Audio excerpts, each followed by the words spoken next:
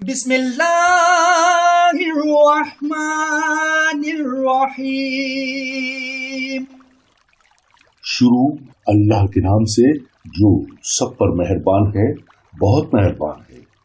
میں قسم کھاتا ہوں اس شہر کی، جبکہ اے پیغمبر تم اس شہر میں مقیم ہو، اور قسم کھاتا ہوں باپ کی اور اس کی اولاد کی کہ ہم نے انسان کو مشقت میں پیدا کیا ہے۔ کیا وہ یہ سمجھتا ہے کہ اس پر کسی کا بس نہیں چلے گا؟ کہتا ہے کہ میں نے ڈھیروں مال اڑا ڈالا ہے۔ کیا وہ یہ سمجھتا ہے کہ اس کو کسی نے دیکھا نہیں؟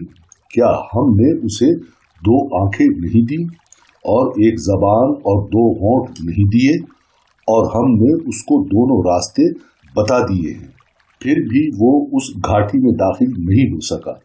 اور تمہیں کیا پتا کہ وہ گھاٹی کیا ہے؟ کسی کی گردن غلامی سے چھڑا دینا، یا پھر کسی بھوک والے دن میں کھانا کھلا دینا کسی رشتہ دار، یتیم کو یا کسی مسکین کو جو مٹی میں رول رہا ہو۔